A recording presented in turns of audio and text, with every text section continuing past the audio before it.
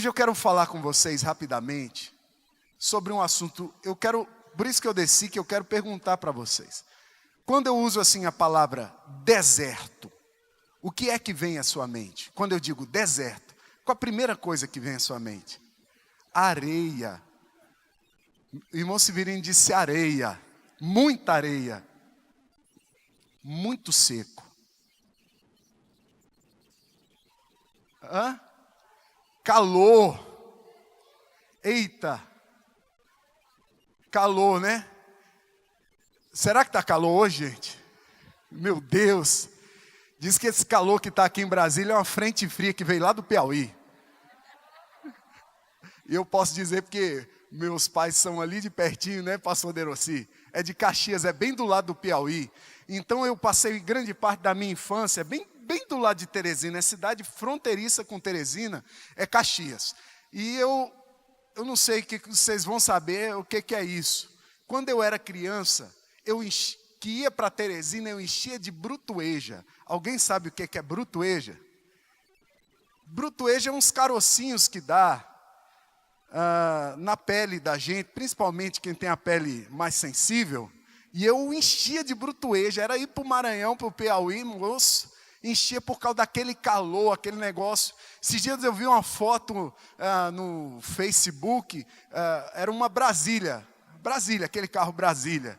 E ela pegando fogo, aí escreveram embaixo, Brasília está pegando fogo, né? De tanto calor que está nessa cidade. O calor está demais.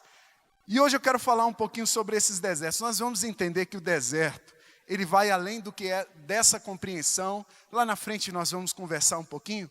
Mas a verdade é que todo mundo passa por momentos de deserto, de areia, de sequidão, sabe, de tempos difíceis. Mas nós precisamos superar.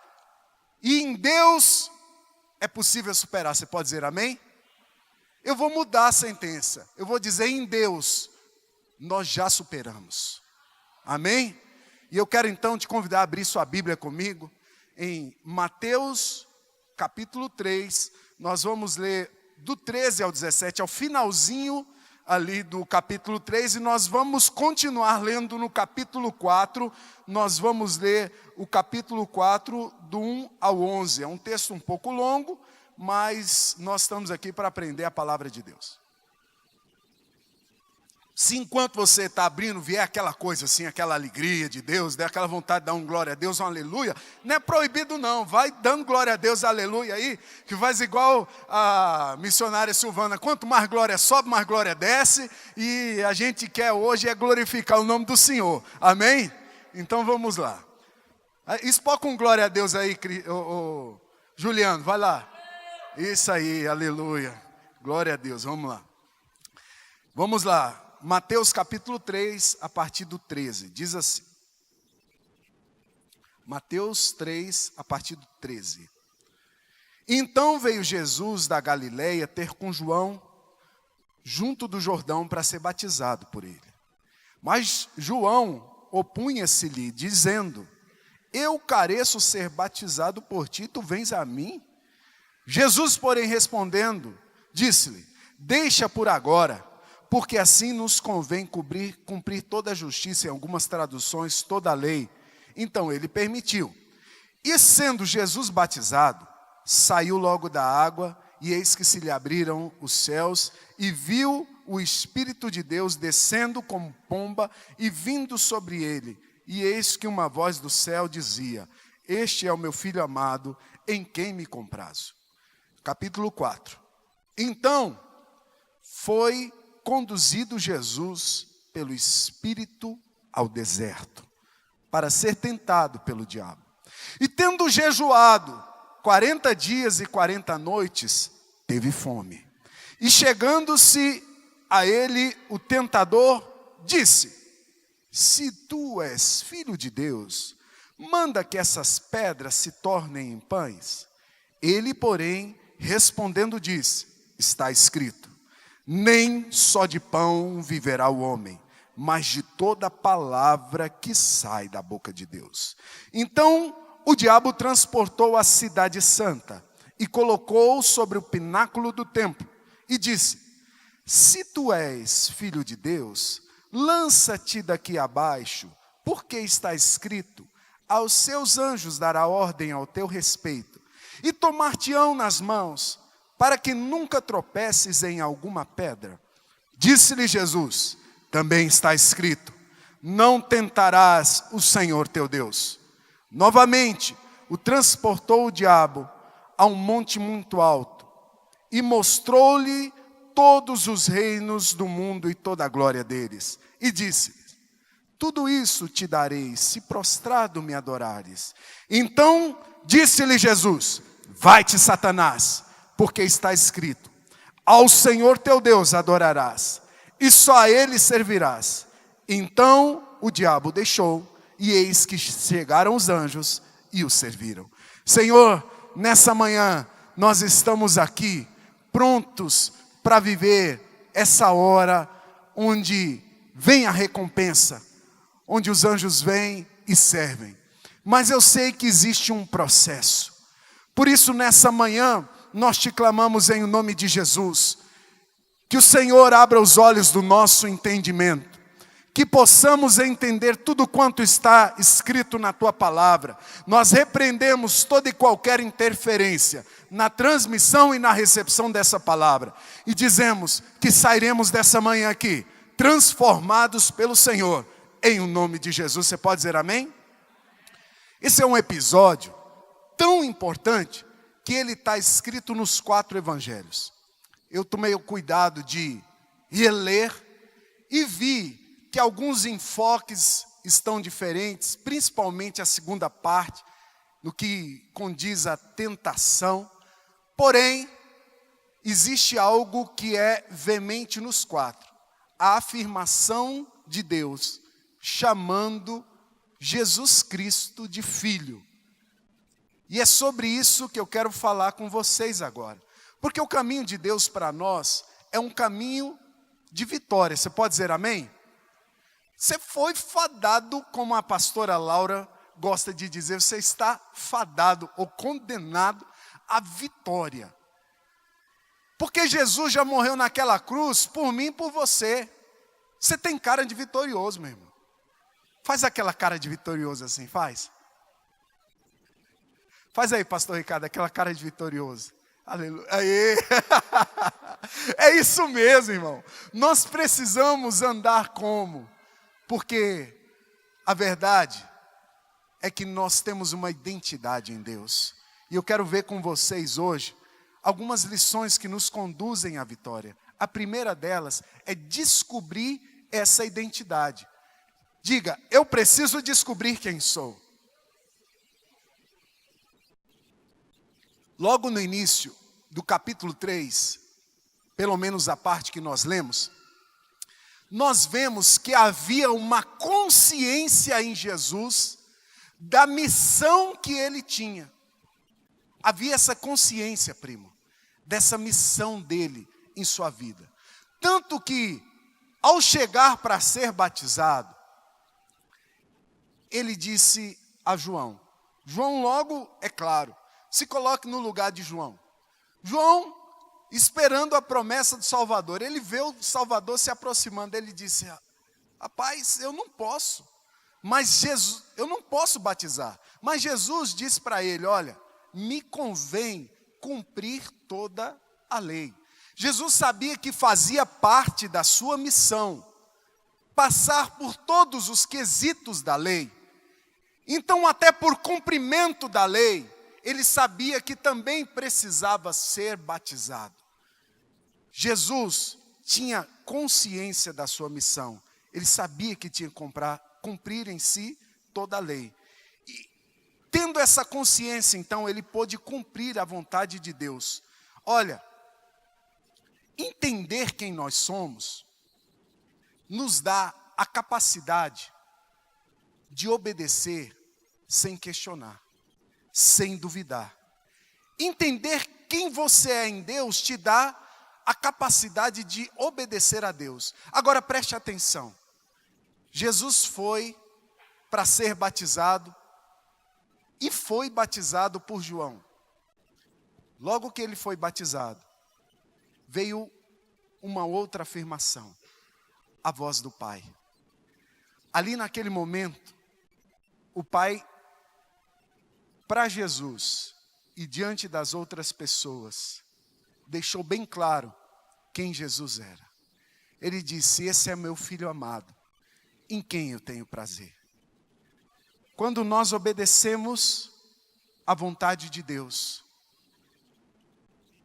nós precisamos estar certos e esperar que a validação de Deus vai vir sobre nós. Porque Deus cuida de nós em todos os aspectos: corpo, alma e espírito. E quando veio essa validação, logo Jesus escutou do Pai, aqui na terra. Ele pôde ter reiterado do seu Pai: esse é o meu filho amado, em quem eu tenho prazer. E eu quero te perguntar hoje, quem é você?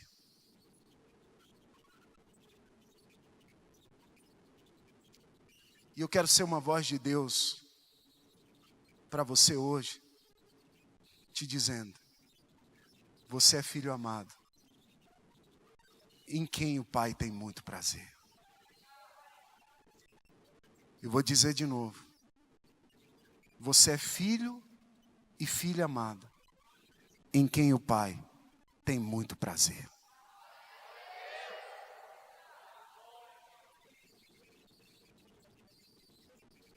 Coloque a mão no seu coração e diga: eu sou um filho amado,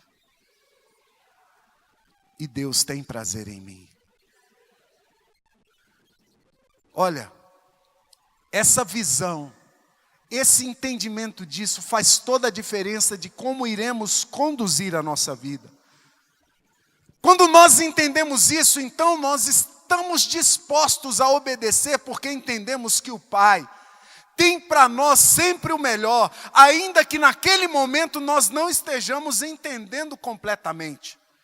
Quantas vezes e eu acredito que vocês também, com os nossos pais, estou falando de pais aqui da terra, obedecemos o Liceia sem entender qual era o fim daquela obediência, simplesmente porque olhávamos e dizíamos: é o meu pai, é minha mãe que está mandando, então eu tenho que obedecer.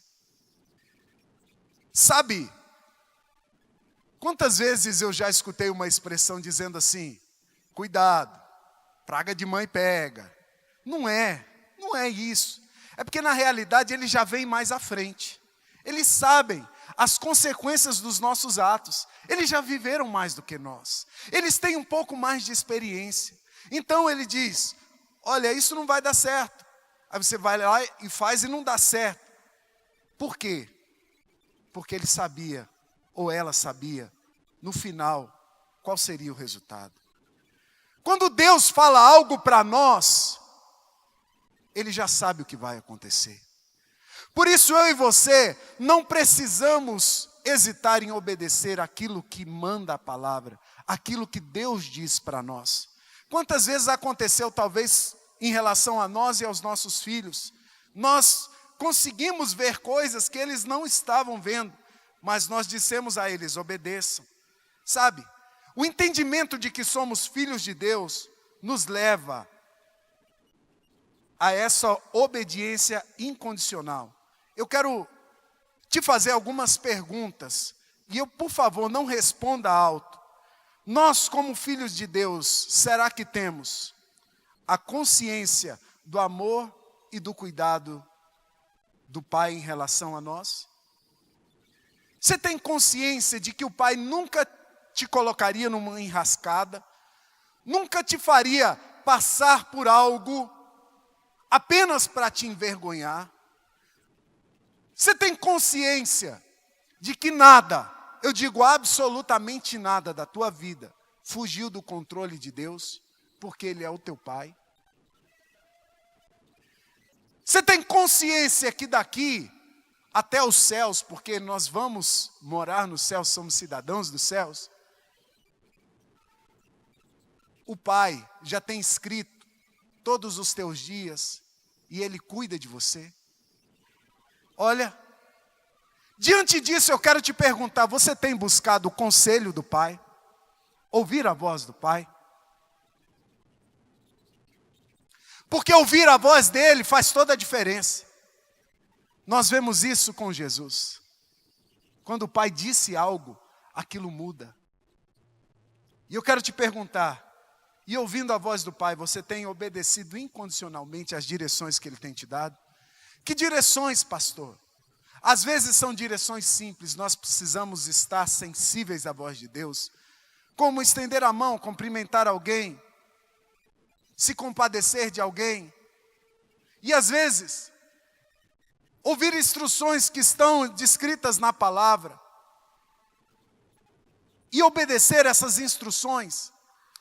Eu tenho, por anos, pastoreado jovens. E uma das coisas que é um desafio para nós que o jovem entenda, é que os mandamentos de Deus, eles não são punitivos, eles são protetores. Eles não são restritivos, eles são protetores. Quando Deus te diz não faça algo, não é porque Ele não te ame, é porque Ele te ama. É porque é justamente aquela visão, Ele está vendo lá na frente e nós estamos vendo agora. Diante disso, quantas vezes o nosso inimigo tem tentado destruir as estruturas familiares, fazendo com que a visão do Pai, o papel do Pai, seja perdido ou retorcido. Mas eu quero hoje lhe garantir, eu não sei qual foi a sua história com o seu pai aqui na terra. Porque da mesma forma que eu perguntei, o que vem à tua cabeça quando eu digo deserto? E alguns disseram, areia, calor, Teresina do Piauí, alguma outra coisa. Quando eu digo pai, alguma coisa também vem na tua cabeça, eu tenho certeza. Só que é importante que hoje você entenda o modelo de pai que vem do Pai dos céus, que te ama incondicionalmente, nunca deixará de te amar e sempre fará o melhor por você. Deixa eu lhe garantir uma coisa, o teu pai nunca desiste de você. Nunca desiste de você. Às vezes ele faz com que isso se torne palpável. Olha, os homens têm estudado as ciências por anos a fios. Uma delas é a didática. O mais didático que existe é Deus. E olha só como foi. Se você pegar, para uma criança aprender no abstrato, eu tive muita dificuldade durante a minha vida escolar com matemática. Porque para mim era muito abstrato. Até que eu tive um professor que eu vou dizer, ele arrebentou. Ele trouxe para o real, ele botou assim na minha frente, me fez ver. E eu aprendi, rapaz, é um negócio tão simples. E eu não tinha entendido porque apenas estava no abstrato. E olha só que maravilha como Deus fez com Jesus. Ele, quando afirmou a sua filiação, ele despertou alguns sentidos. A audição, ele disse, audivelmente, esse é o meu filho amado, em quem eu tenho prazer. O toque, o tato, a Bíblia diz que veio o Espírito Santo em forma de pomba e pousou sobre Jesus. E a visão, a Bíblia diz, e se viu os céus abertos.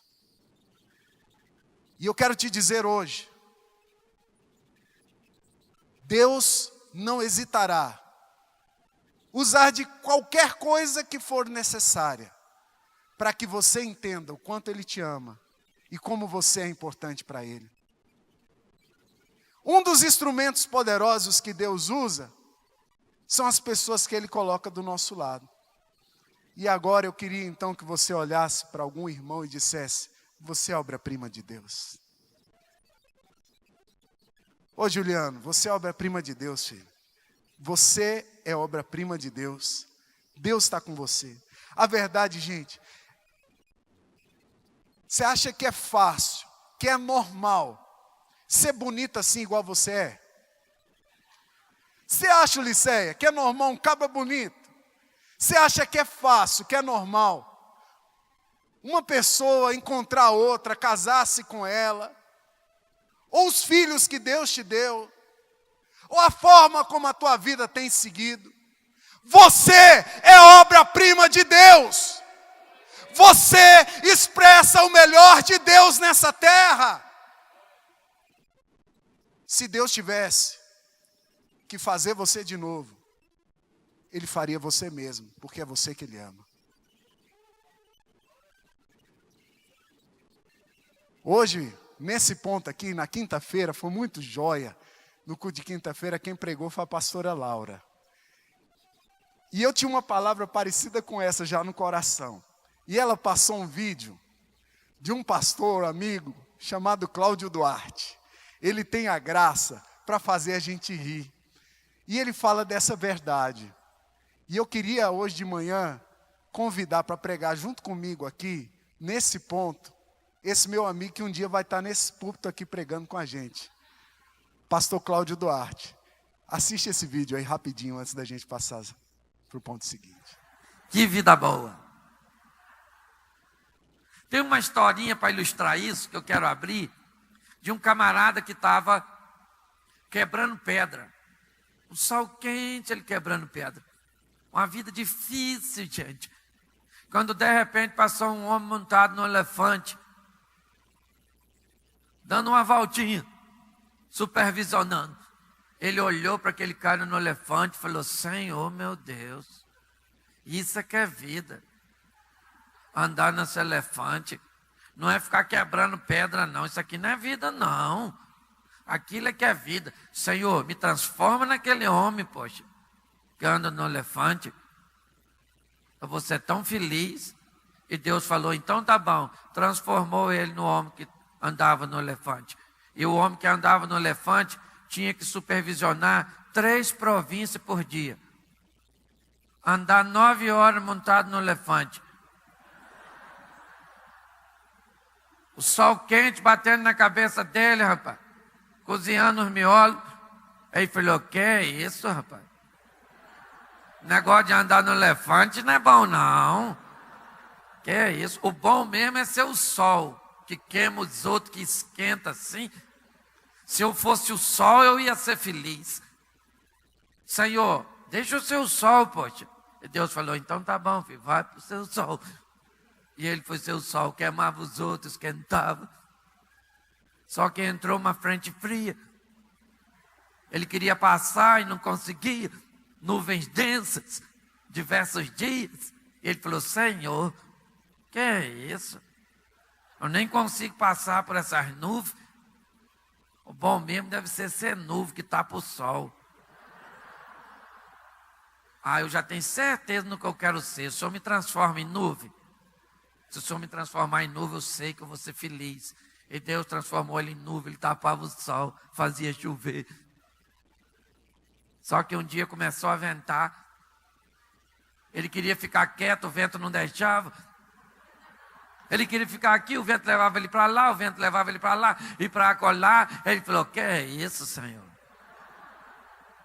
Esse negócio de ser nuvem não é bom, não. O bom é ser vento que puxa tudo, quebra tudo, arranca telhado, faz tudo. Agora eu descobri, o bom mesmo é vento. Me transforma no vento, que eu quero ser vento. E Deus transformou ele num vento. Ele arrancava a árvore, telhado, levantava a saia das mulheres. Ele fazia miséria como vento. Só que um dia ele parou numa pedreira e começou a soprar. E a pedreira tá nem aí. E ele soprando, fazendo força, já cansado. Aí ele falou: Senhor, bom mesmo é pedreira, né? Ela tá lá, forte, intransponível. Agora eu sei o que eu quero, é pedreira. Deus falou: tá bom, meu filho, vai ser pedreira. E ele estava lá, quieto na dele. Só que um dia ele escutou um barulhinho, uma fisgadinha. Tinha um cara lá embaixo quebrando pedra. Aí ele falou assim: Senhor, esse negócio de ser pedreira não é bom não, né? O bom mesmo é ser esse cara que quebra pedra. Aí Deus falou, mas peraí, esse cara era você no começo, filho. Pois é, eu era feliz e não está assim de gente que ainda não descobriu quem é. E por isso você está insatisfeito. A hora que você descobrir quem você é e o que Deus te chamou para fazer, já era. Amém? Então Aleluia. Vamos olhar para o João. Glória a Deus. Dê um aplauso a esse Deus que vive e reina. Agora eu vou te perguntar e você vai me responder. Eu vou perguntar quem você é e você vai me dizer, eu sou filho de Deus. Tá bom? Vamos lá então? E aí, quem você é? Meu irmão, você já tem tudo o que precisa para ser feliz. Bota um sorriso nesse rosto aí, sai andando igual vitorioso. Às vezes nós olhamos e dizemos, eu queria ser a outra coisa. Não, você é tudo que Deus te fez para ser. E é assim que você vai ser feliz. Pastor, eu vou avançar, vai. Continuar avançando no plano, no projeto de Deus.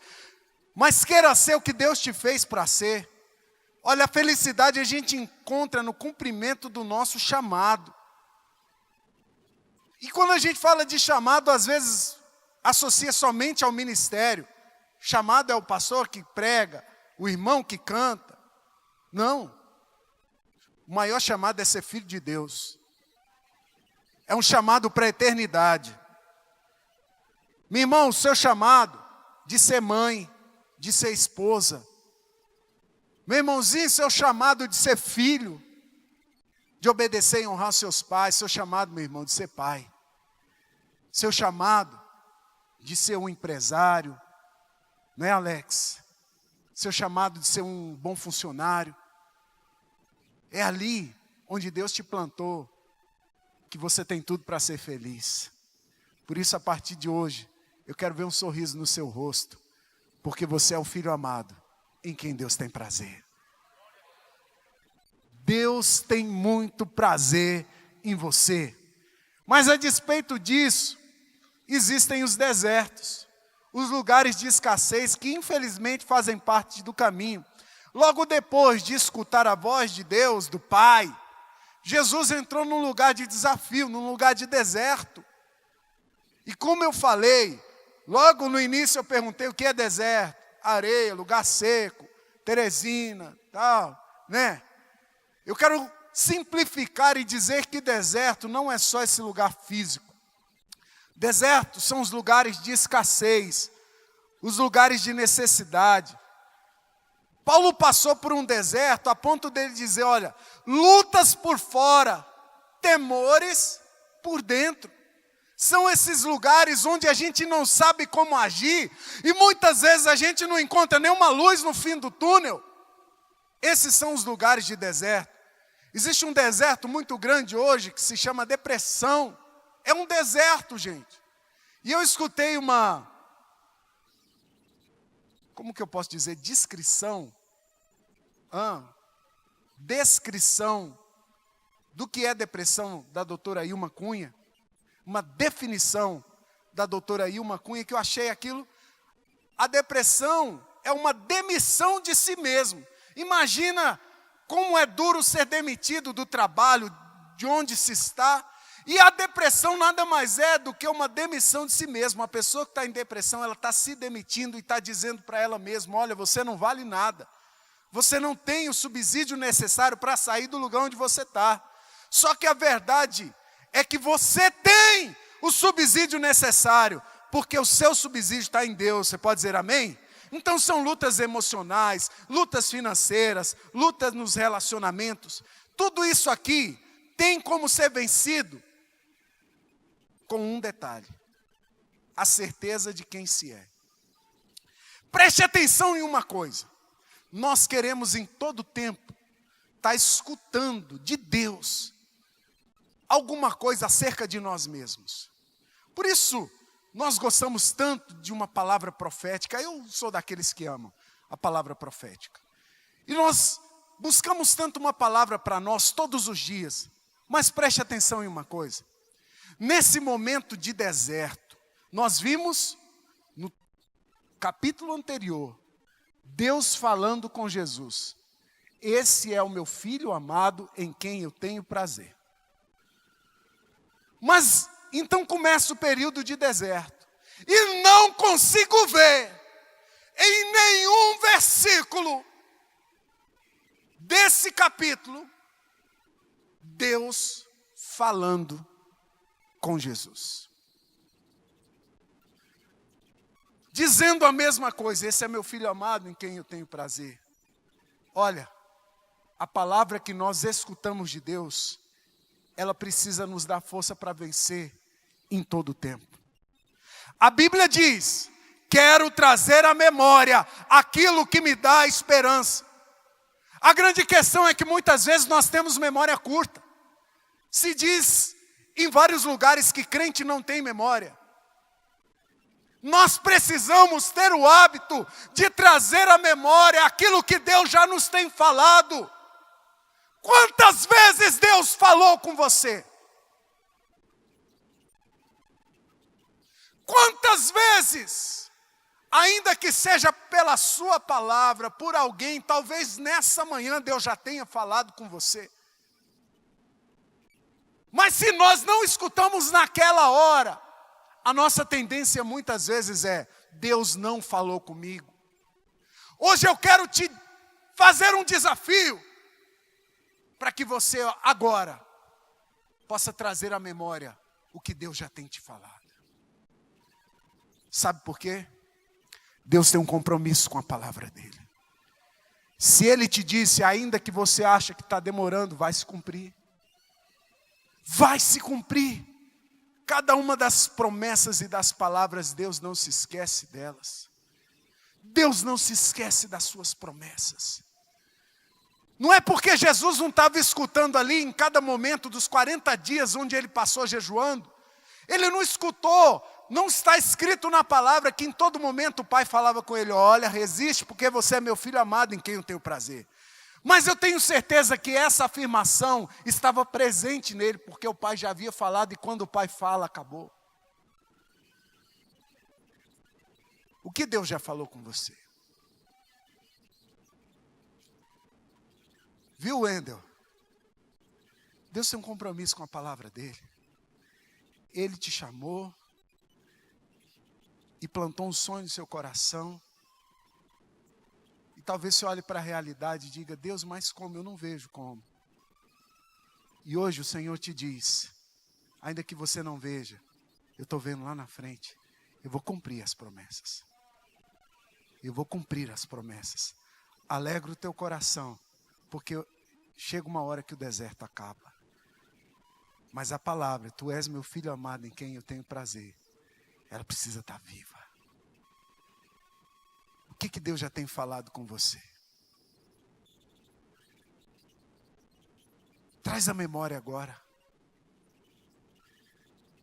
Isso não é algo que acontece só com você. Sabe o que eu comecei a fazer? Nos meus momentos de devocionais e nas palavras que eu recebo, eu comecei a anotar aquilo.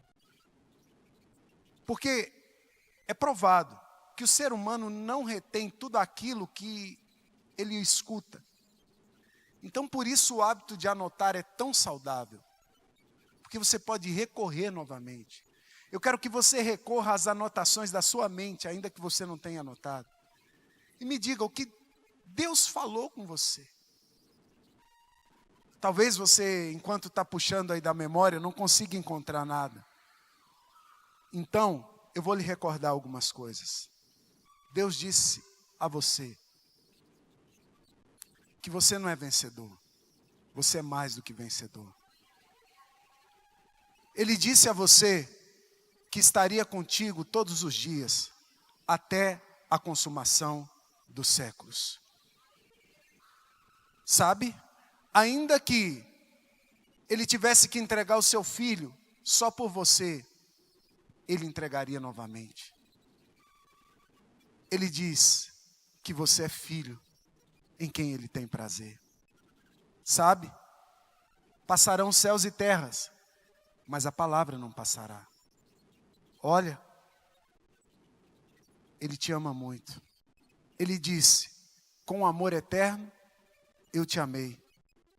Por isso, com benignidade, eu te atraí. Ele disse, um menino nos nasceu, um filho se nos deu. O governo está sobre os seus ombros, e o seu nome será maravilhoso, Conselheiro, Deus forte, Pai da eternidade, Príncipe da paz. O que Deus tem falado com você? Porque quando o Senhor restaurou a sorte de Sião, ficamos como quem sonha. Então, a nossa boca se encheu de riso e a nossa língua de júbilo, porque entre as nações se dizia, grandes coisas fez o Senhor por eles. Com efeito, grandes coisas o Senhor tem feito por nós e por isso estamos alegres. Restaura, Senhor, a nossa sorte como as torrentes do Neguebe. Os que com lágrimas semeiam, com júbilo ceifarão. Quem sai andando e chorando, olha o deserto, enquanto semeia, voltará com alegria, trazendo a sua colheita.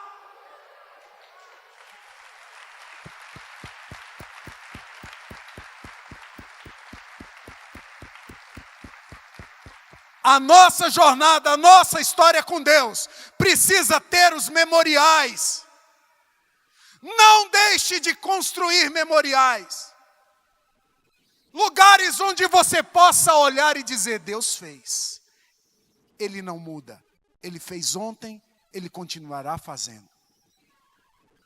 Porque isso, os memoriais servem para os momentos de deserto, de tribulação. A Bíblia diz, porque a tribulação produz perseverança. A perseverança, experiência. E a experiência, esperança. Isso se refere a memoriais. Traduzindo. Quando você estiver no deserto, persevera, meu filho. Persevera porque eu vou te dar vitória. E quando eu te der vitória, saiba que eu não mudo. Porque quando você passar de novo por um deserto, você vai poder olhar para o que eu fiz e aquilo vai gerar esperança no teu coração. Tem alguma coisa que Deus já fez por você? Eu tenho certeza que Deus já tem feito muitas. Só de me lembrar aqui, foi engraçado uma vez, um irmão nos visitou em nossa casa, logo quando nós casamos, e eu ia andando dentro da casa e ia mostrando para ele. Olha, isso aqui eu ganhei, é um milagre. Olha, aquilo ali eu nem estava esperando, chegou, aconteceu assim, assim. Olha o milagre. No final da visita, o irmão disse, é muito bom vir na sua casa. Eu não era nem pastor na época. Ele foi meu padrinho de casamento. Ele disse, porque tudo aqui na tua casa é milagre. Tem que ser assim. Será que a tua vida e a tua casa está recheada dos milagres de Deus? Sabe por quê? Depende de como a gente vê. Tudo é milagre. Respira bem fundo aí. Solta o ar. Vamos de novo, vamos. Respira bem fundo. Sabe como se chama isso? Milagre. Tem gente que ontem estava no hospital e daria tudo para ter feito isso que você fez agora e não teve como. Mas você está aqui, está com saúde, está sentado, está vivendo o milagre de Deus. Qualquer coisa pode acontecer na sua vida.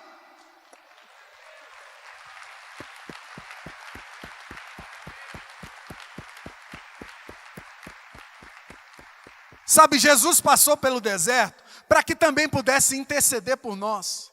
Ele sabe o que é passar pelo deserto. Ele sabe o que é um momento de escassez. Na nossa vida, existe constantemente uma luta da carne contra o espírito, do espírito contra a carne. É a vontade do homem contra a vontade de Deus, sabe? E quando isso está acontecendo, nós podemos ter duas atitudes. Uma é, ou nos aproximamos de Deus, ou nos distanciamos de Deus. Jesus fez a primeira opção.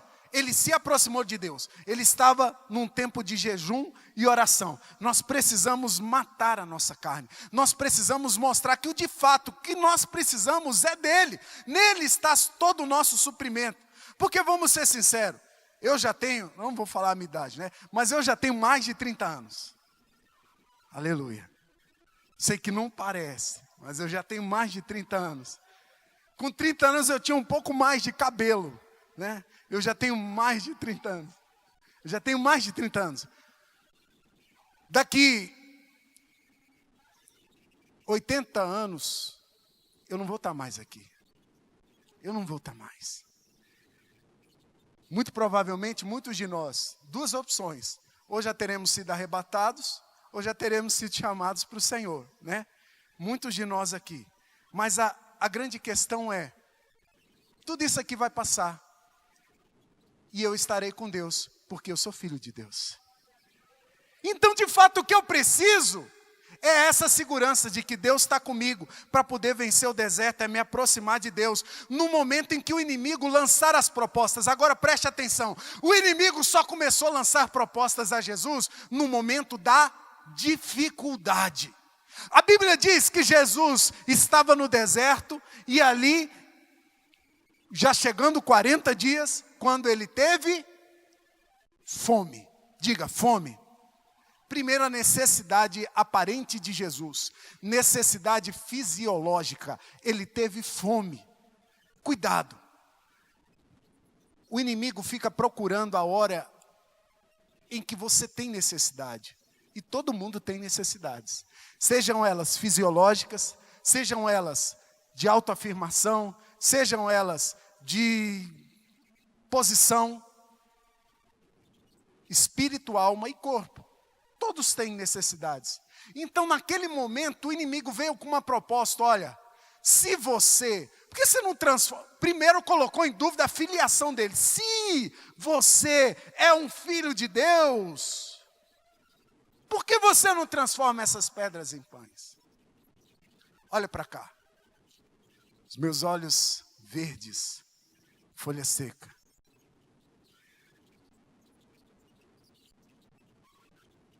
A primeira coisa que o inimigo faz é tentar colocar em dúvida a sua filiação. Quantas vezes você já escutou como eu, mas peraí, você não é filho de Deus? Por que isso está acontecendo com você? Tu não é um filho de Deus? E eu quero hoje te dizer, nunca se permita dar ouvidos a essa dúvida. Porque você já foi comprado com precioso sangue na cruz do Calvário. Isso não está ligado a situações que se aparentam aos olhos dos homens. Isso está ligado a uma verdade eterna. Eu sou filho de Deus, você é filho de Deus. E nós vamos morar no céu. Independente do que estejamos passando, Ele sempre será o meu Pai. Você não é filho de Deus? Por que não manda essas pedras se transformarem em pães? As propostas do inimigo sempre vêm com um desafio de suprimento rápido das nossas necessidades. Era muito simples, não era, Marquilver? Manda transformar em pão, tu está com fome, comeu, acabou tua fome, supriu tua necessidade. Só que as coisas com Deus não são imediatas, existe uma coisa chamada processo. Com Deus nós precisamos vivenciar o processo, e o processo leva tempo. Por isso que você tem promessas antigas que ainda não se cumpriram, você está no processo. Isso não quer dizer que Deus te abandonou e esqueceu que você deixou de ser filho de Deus.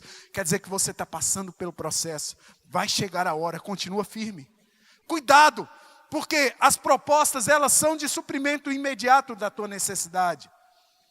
A verdade é que a nossa sociedade hoje, ela vive uma vida assim. Ela te propõe tudo muito rápido, as coisas têm que ser rápidas.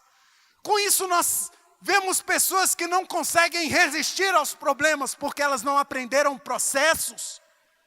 Se aquilo não se resolver na hora, ela falta morrer. E muitas delas tiram a sua vida mesmo, porque elas não aprenderam o processo. Mas a vida com Deus ela é constituída de processos. Veja bem, você não nasce grande. Você nasce um bebê. Antes você foi um feto. Mas um dia você vai ser um pai de família. Depois de ser um pai de família, você vai ser um avô. E depois volta à terra, volta ao Senhor. É um processo, gente. A grande questão é que o homem quer fazer as coisas grandes. Ele quer que as coisas aconteçam em 1 segundo. Ele quer cantar a musiquinha do McDonald's e ter no sanduíche lá. Eu não sei quem já passou por essa fase. 2 hambúrgueres, alface, queijo, molho especial, cebola picles, no pão com gergelim, Big Mac, ganhou o sanduíche e vai-te embora para tua casa. Teve uma época que era assim, você cantava a musiquinha, e se o sanduíche não tivesse pronto antes de você terminar a musiquinha, você ia embora e levava o sanduíche de graça. Aí eu treinei a música, nunca mais esqueci, na esperança de levar um sanduíche de graça para casa. Não levei. Não levei, eles foram mais rápidos do que eu. Mas eu nunca esqueci. Mas isso é um reflexo da nossa cultura, que quer que as coisas sejam imediatas. Sabe, é nessa, Ulisseia, que muitos jovens pensam que já podem fazer o que é do casamento na hora do namoro. Eles não querem passar pelo processo.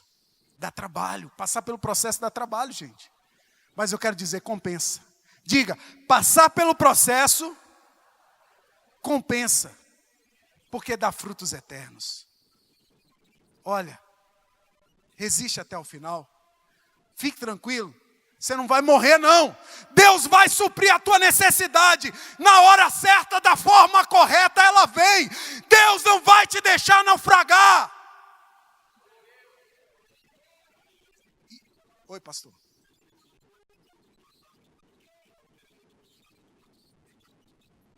Foi-me bom ter passado pelo deserto, ou em algumas traduções, pela aflição, para que eu aprendesse os teus decretos.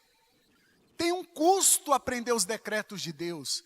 Tem um custo uma vida com Deus, sabia? Isso se chama processo, gente. Não queira antecipar o processo. A Bíblia diz que a posse antecipada da herança, ela não vai ser bem sucedida. O que é isso? Adiantamento de processo. Espera, a herança tem uma hora para chegar. Uma hora ela vai chegar. Tenha calma e continue, persevere, porque Deus é contigo. Persevere na tua casa, minha irmã. Persevere na tua fé, meu irmão. Como anda a tua fé? Persevera nela, porque vai chegar a hora onde Deus vai honrar a tua fé. Em último lugar, resista às tentações da forma correta. As tentações existirão porque as necessidades existem. Logo, quando vem uma necessidade, o inimigo tenta vir com uma proposta de suprimento rápido da necessidade. Isso se chama tentação. As tentações existem por causa das necessidades. Mas quando as necessidades vierem, você tem que saber vencer da forma correta. Qual é a forma correta? Mostra seu Deus para ela. Criança, quando está com problema na escola, ou quando um coleguinha vai brigar, geralmente ela fala assim, não mexe comigo não, porque olha o tamanho do meu pai. E aí vem aquele paizão, que às vezes nem é, né? Às vezes tem 1,5 m, mas na visão da criança o pai é gigante, entendeu? Porque é o pai dela. E é claro, em detrimento de outra criança, ele vai ser gigante mesmo. Mostra o teu Deus para ela. Foi isso que Jesus fez, gente. Ele mostrou através da palavra o que verdadeiramente era importante e como o Pai estava com ele. O propósito de Deus é esse. Mas isso só tem como acontecer se nós desenvolvermos um tripé. Esse tripé se chama relacionamento, conhecimento e fé. Eu já estou terminando, faça comigo com a sua mão, diga relacionamento, conhecimento e fé. Relacionamento vem através da oração. A oração é o momento onde nós temos a oportunidade de nos relacionar com o Pai. O conhecimento vem através da palavra. E a fé vem através dos dois, da oração e da palavra. Porque a fé vem pelo ouvir e ouvir a palavra de Deus. Nós só conseguiremos vencer o nosso inimigo e as propostas que ele nos faz quando perseveramos mostrando quem o nosso Pai é. E isso só é possível se desenvolvermos esse tripé. Olha, com isso eu quero te encorajar hoje. Desenvolva um relacionamento com Deus.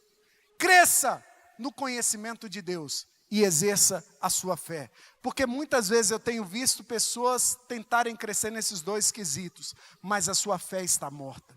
Olha, sem fé é impossível agradar a Deus. Porque é necessário que aquele que se aproxima de Deus creia que Ele existe e se torna galardoador dos que o buscam. E hoje eu quero te perguntar como anda a sua fé. Você acredita no sobrenatural de Deus que pode acontecer agora? Agora. Enquanto você está aí, Deus pode mover o sobrenatural. Porque eu quero te dizer, chega uma hora onde nós exercemos a nossa fé e a recompensa vem. A Bíblia diz, no texto que lemos, que depois de ter vencido, os anjos vieram e serviram Jesus. Esse é o melhor momento, onde vem o suprimento de Deus, a maionese, sabe? É o recheio do bolo, é o tempo bom, é o tempo de bonança. Ele vem depois que nós passamos pelo processo e somos aprovados. Olhe para mim. Alguns de nós estão no início do processo. Outros estão no meio. E outros estão no fim. Mas o que eu quero te garantir é que se você perseverar, todos vocês viverão a recompensa de Deus. Com Jesus foi dessa forma. Sabe, a Bíblia diz que ao obedecer o Pai, indo para a cruz por amor a mim e a você, diz assim, e Deus lhe deu um nome que está acima de todo nome, sobre o qual todo joelho se dobrará e toda língua confessará que Jesus Cristo é o Senhor. Agora, a sua história, o seu capítulo vai ser, e Deus lhe fez vencedor por causa do nome de Jesus, e herdou o céu, e nunca houve necessidade que fosse maior do que Ele. Hoje eu quero te convidar a ficar de pé.